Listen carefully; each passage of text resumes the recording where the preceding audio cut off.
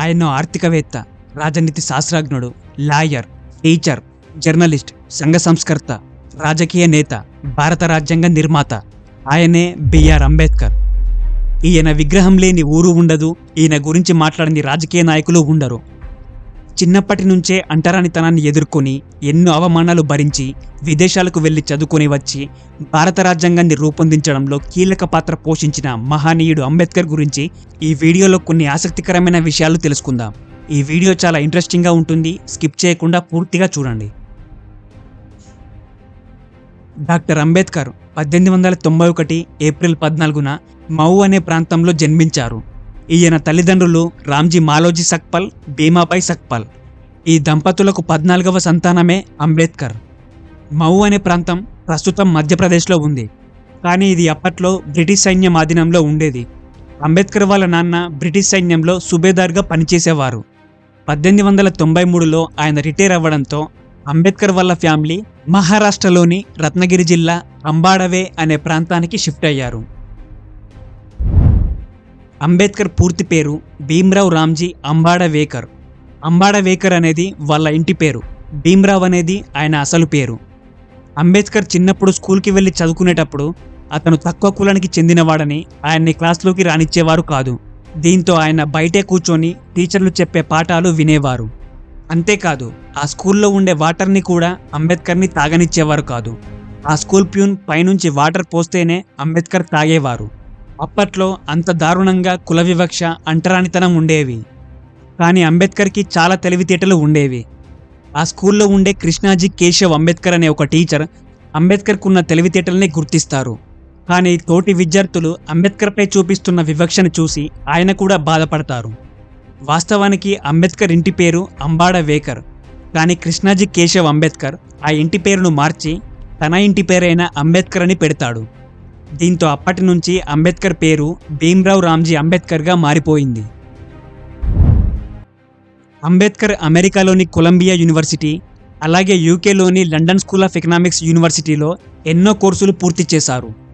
అంబేద్కర్కి మొత్తం 64 సబ్జెక్టులలో ప్రావీణ్యం ఉంది. అంతేకాదు, ఈయన 9 భాషలు మాట్లాడగలరు.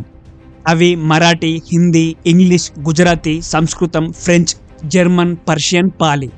ఈ 9 లాంగ్వేజ్లను ఆయన అనర్గళంగా మాట్లాడగలరు. అలాగే ఈయన 21 ఏళ్ల పాటు ఈ ప్రపంచంలో ఉన్న అనేక మత గ్రంథాలను చదివారు. Ambedkar London School of economics యూనివర్సిటీలో ఉన్నప్పుడు 8 ఏళ్లలో పూర్తి చేయాల్సిన కోర్సులను తన ప్రతిభతో కేవలం 2 సంవత్సరాల 3 నెలల్లోనే పూర్తి చేశారు. ఇందుకోసం ఆయన రోజుకు 21 గంటల పాటు చదివేవారు. మన దేశ జాతీయ పతాకాన్ని పింగళి వెంకయ్య రూపొందించారన్న విషయం అందరికీ తెలిసిందే. కానీ ఆ జెండా మధ్యలో అశోక చక్రాన్ని పెట్టించేలా చేసింది అంబేద్కరే. అంబేద్కర్ ముంబైలో ఉండేవారు. ఆయన ఇంటిని రాజగృహ అని పిలిచేవారు. ఆ ఇంట్లో అంబేద్కర్కి ఒక పర్సనల్ లైబ్రరీ ఉంది. అందులో ఏకంగా 50,000కు పైగా పుస్తకాలు ఉన్నాయి. ఈ ప్రపంచంలోనే అతిపెద్ద పర్సనల్ లైబ్రరీ ఇదే. అంబేద్కర్ లండన్ స్కూల్ ఆఫ్ ఎకనామిక్స్లో PhD చేసేటప్పుడు తన రీసెర్చ్లో భాగంగా problem of rupee, its origin and solution అనే బుక్ని రాశారు. ఈ బుక్లో ఉన్న ఆర్థిక సిద్ధాంతాల ఆధారంగానే మన దేశంలో 1935లో రిజర్వ్ బ్యాంక్ ఆఫ్ ఇండియా ఏర్పాటైంది.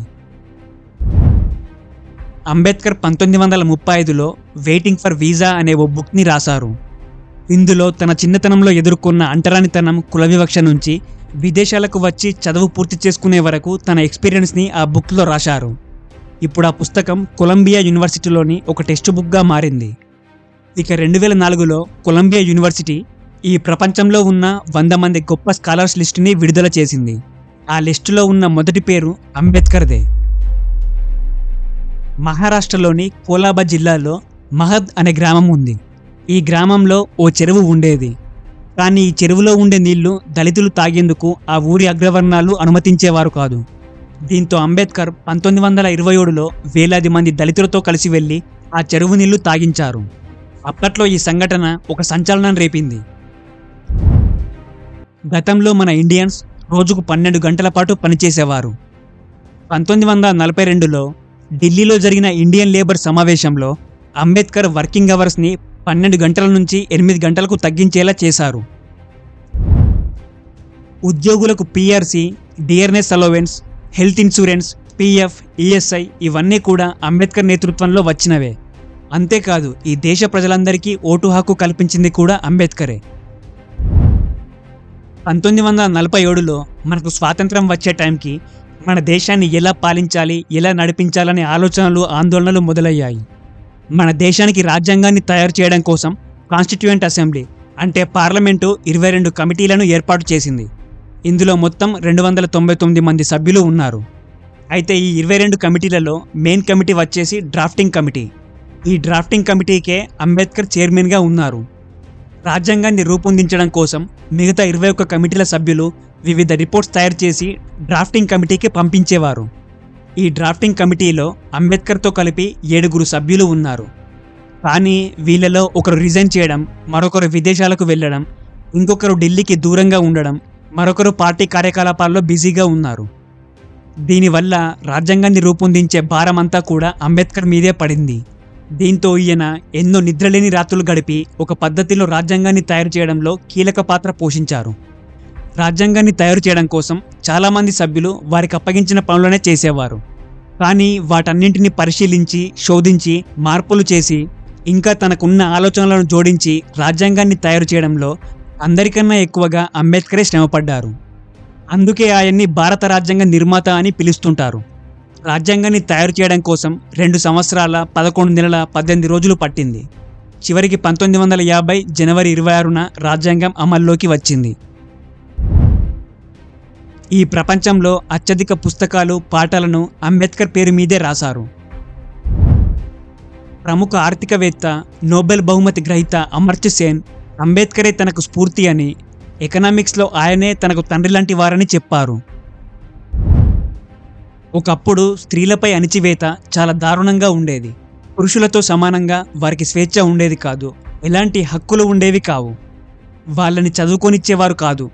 పెళ్లి చేసుకున్నాక భర్త ఏం చెబితే అదే వినాలి. అతన్ని క్వశ్చన్ చేయకూడదు. ఇంటి పట్టునే ఉండాలి. ఇష్టపూర్వకంగా తనకేదైనా చేయాలనుకున్నా చేయనిచ్చేవారు కాదు. పెళ్లి చేసుకున్న తర్వాత భర్త అసలు రూపం బయటపడి వాడు ఎంతటి దుర్మార్గుడైనా వాడితోటే కలిసి కాపురం చెయ్యాలి. వాడు ఎంత తిట్టినా, కొట్టినా, ఏం చేసినా కూడా స్త్రీలు మూసుకొని కూర్చోవాలి. ఇంత దారుణంగా అప్పట్లో మేల్ డామినేషన్ ఉండేది. మన దేశంలో స్త్రీల పట్ల ఉన్న అణిచివేతను గుర్తించిన వ్యక్తి బిఆర్ అంబేద్కర్. మారుతున్న కాలానికి అనుగుణంగా పురుషులతో సమానంగా మహిళలకు కూడా స్వేచ్ఛ, హక్కులు ఉండాలని భావించారు అంబేద్కర్. ఇందుకోసం 1947లో అంబేద్కర్ పార్లమెంటులో హిందూ కోడ్ బిల్లుని ప్రవేశపెట్టారు. ఈ బిల్లులో ఉన్న మెయిన్ పాయింట్స్ ఏంటంటే, ఒక కుటుంబానికి ఆస్తి ఉంటే అది కేవలం మగవారికి మాత్రమే చెందుతుంది. కానీ ఇక నుంచి అబ్బాయిలకు ఆస్తిలో ఎంత వాటా ఉంటుందో అమ్మాయిలకి కూడా సమానంగా అంతే వాటా దక్కాలి. పెళ్ళైన ఆడవాళ్లలో ఎవరైనా పిల్లలు లేరని బాధపడితే వారు ఎవరినైనా దత్తా తీసుకోవచ్చు. పెళ్లి తర్వాత భర్తతో ఏమైనా తేడాలు వస్తే ఆమె అతనికి విడాకులిచ్చి విడిపోవచ్చు. కేవలం తమ కులానికి మాత్రమే కాకుండా మిగతా కులాల్లో కూడా ఎవరినైనా పెళ్లి చేసుకోవచ్చు. ఒక పురుషునికి ఒక్క భార్య మాత్రమే ఉండాలి. 2-3 చేసుకునే అధికారం ఉండకూడదు. ఇవే ఈ హిందూ కోడ్ బిల్లులోని మెయిన్ పాయింట్స్. ఇంకా అనేక విషయాల్లో పురుషులతో సమానంగా మహిళలకు హక్కులు ఉండేలా ఈ బిల్లులో ఎన్నో అంశాలు చేర్చారు అంబేద్కర్. మహిళలకు సమాన హక్కులు ఇవ్వడంపై మతపరమైన సంఘాలు వ్యతిరేకించాయి. కాంగ్రెస్ పార్టీ కూడా ఈ బిల్లుపై అసంతృప్తి వ్యక్తం చేసింది. దీంతో ఈ హిందూ కోడ్ బిల్ పార్లమెంట్లో ఆమోదం పొందలేదు. మహిళలకు సమాన హక్కులు ఇవ్వాలని భావించిన అంబేద్కర్ ఈ బిల్లు ఆమోదం పొందకపోవడంతో మనస్తాపం చెంది తన న్యాయశాఖ మంత్రి పదవికి రాజీనామా చేశారు. చివరికి 1956లో కాంగ్రెస్ పార్టీ హిందూ కోడ్ బిల్లుని 4 భాగాలుగా చేసి అందులో కొన్ని మార్పులు చేసి పార్లమెంట్లో ప్రవేశపెట్టి ఆమోదించింది. అయినప్పటికీ కూడా అంబేద్కర్ రాజ్యాంగం రాసేటప్పుడే మహిళల హక్కులు, వారి సాధికారత కోసం ఎన్నో ఆర్టికల్స్ని ప్రవేశపెట్టారు. ఆడ, మగ అనే తేడా లేకుండా ఎవరైనా ఉద్యోగం చేసుకోవచ్చు.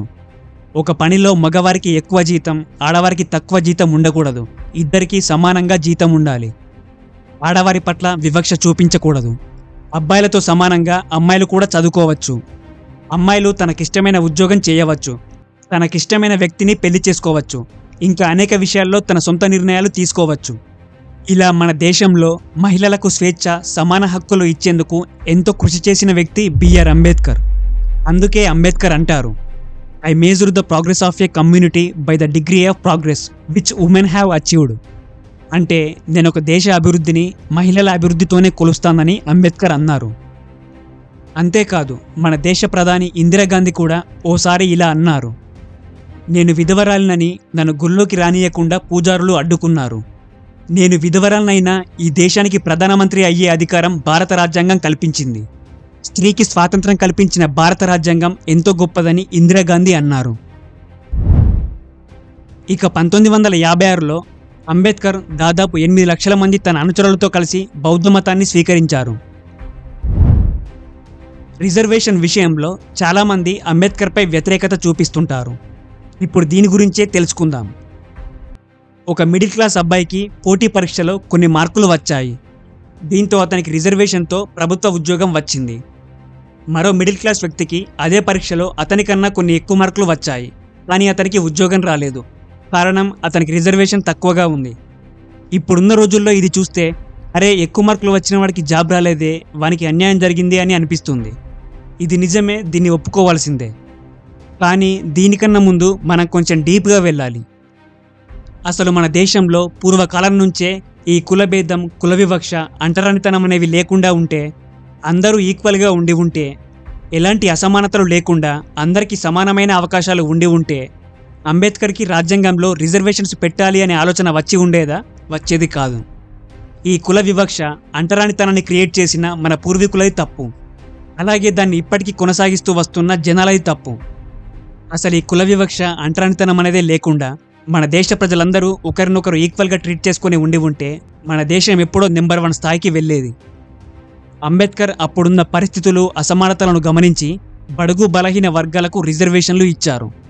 దీనివల్ల భవిష్యత్తులో ప్రజలందరిలో ఈక్వాలిటీ వస్తుందని అంబేద్కర్ భావించారు. కానీ స్వాతంత్రం వచ్చి ఇన్నేళ్లైనా కూడా ఇంకా కుల వివక్ష, అంటరానితనం పూర్తిగా పోలేదు. అందరికీ సమానమైన, నాణ్యమైన విద్య అందడం లేదు. కుల పట్టింపుల వల్ల ఎన్నో పెళ్లిళ్ళు ఆగిపోతున్నాయి. మరోవైపు రాజకీయ నాయకులు తమ రాజకీయ లబ్ధి కోసం, ఓట్ల కోసం కులాలను వాడుకుంటున్నారు. అప్పట్లో మన పూర్వీకులు వృత్తుల ఆధారంగా కులాలను విభజించారు. ప్రస్తుతం ఇప్పుడు చాలామంది కుల వృత్తులతో సంబంధం లేకుండా అనేక రంగాల్లో ఉద్యోగాలు, వ్యాపారాలు చేసుకుంటున్నారు. భవిష్యత్తులో ఇది ఇంకా పెరుగుతుంది. ఎప్పుడైతే కుల వివక్ష, అంటరానితనం పూర్తిగా అంతమవుతాయో, అసలు ఈ క్యాస్ట్ సిస్టమే అవసరం లేదనే రోజులు ఎప్పుడు వస్తాయో అప్పుడే రిజర్వేషన్ల అవసరం కూడా ఎవరికీ ఉండదు. అలా జరగాలంటే ఇది మన జనరేషన్తోనైనా చేంజ్ కావాలి. Okay friends, thank you for watching. ఈ వీడియో కనుక మీకు నచ్చినట్లయితే లైక్ చేయండి, సబ్స్క్రైబ్ చేయండి, కామెంట్ చేయండి, అలాగే మీ ఫ్రెండ్స్ అందరికీ షేర్ చేయండి.